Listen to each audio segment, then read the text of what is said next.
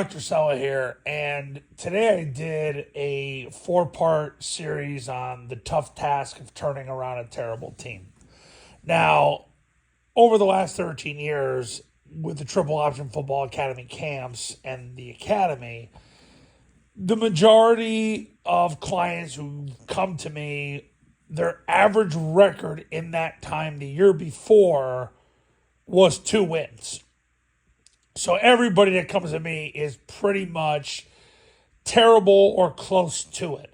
So all I've done for the last 13 years is work with programs that came to me as terrible, if not very close to it.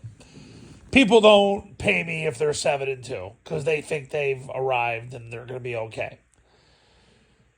So you learn in that time how to overcome terrible, and what you realize how to overcome terrible. And I ask a lot of questions and I do a lot of observations. A lot of times I have to do the observation because the coach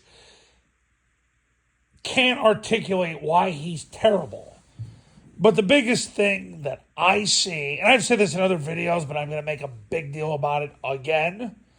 The number one reason why people are terrible is because their center and two guards are just trash. And I don't mean that as human beings, but as football players, they're trash. Now, why are they trash? Because, number one, they're either too fat, because there's this thought process that linemen have to be these big dudes. No, they don't. They need to be dudes that can bend their knees with ease and get underneath people. You have no idea how important that is. The second thing is they're players that are just grossly undercoached. And I mean grossly undercoached. Because the problem is the coach is trying so hard to find an image and an identity that he wastes the season trying to do so. And then he tries to make up for so many deficiencies. The deficiency always starts on the ball with the center and the guys next to him at the guard. Those are where the deficiencies are. And I made a video about this not long ago, but I spoke to a coach who broke a team's 79-game losing streak in South Dakota. And it was a fascinating conversation. I had this conversation with him about 15 years ago. And I asked him, how did you do it? Because they went from a 79-game losing streak to winning football games, having a winning season, and then he parlayed it to a job in North Carolina. And he said, I had 4 assistant coaches and me, and I just told the assistant coaches, you guys coach the offensive line, I'll coach the skill players. And what he did was he had them individualize those 5 positions. I mean, you have a coach for almost every position. He said, that's how we turned it around. Because they spent their time working with each player and giving them all this individual attention so they knew exactly what to do from an alignment assignment technique standpoint.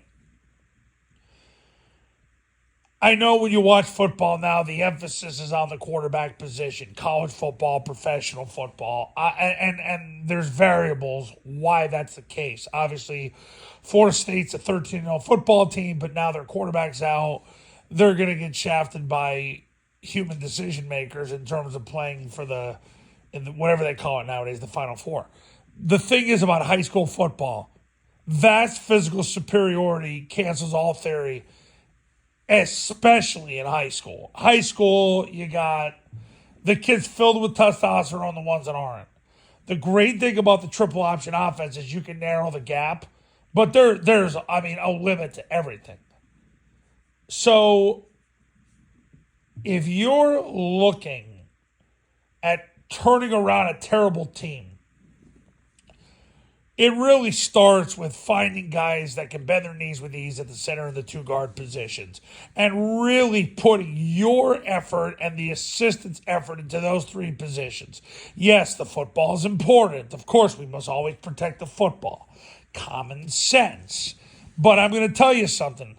Guys, there are very few people that have had the life experience I've had where I've been in 45 states and 2 Canadian provinces teaching people how to run this amazing offense where you can do more with less. And people have been doing so for the last 60 years. but I see it all the time. Center and the two guards is where the game is won at the high school level. You could argue at other levels too. But I'm telling you, you got to get that fixed. Now, the tough task in turning around a terrible football team, schematically, the zone dive starts it off because of the triple team. So number one is the triple team. Number two is when the guy over the tackle takes the dive, you read him and run the triple option. Mid-triple is what people are doing now. Number three, if you get a situation where number one comes up the field, you trap them, and then you run to the void. And then the beauty of it is you don't have to block the people outside of the trapper because there's no need. Number four is when they blitz, you toss it. Now, the order I went for the video was zone dive, mid-triple, toss, and trap. So don't get confused by it all. Sometimes I like to wing it when I make these videos because it's just more fun that way. Regardless, those are Air Force's top 4 plays this year. And yeah, Air Force the last 3 weeks have had their head up their can, but the first 8 games, they made magic. And they're playing a Boise team this weekend that basically has an interim coach, and it's time for Air Force to win and go to the conference championship game. So here's what's going to happen.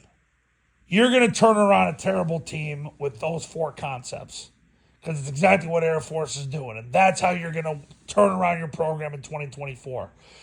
If you really want it, like the guys that are serious about it, the ballers, not the ball talkers, the ballers, you're going to pick up the phone now and you're going to call me. My number's on the thumbnail of this video, so is my website. The Triple Option Football Academy and Triple Option Football Academy camps are going to show you how to do this the right way the first time. See ya.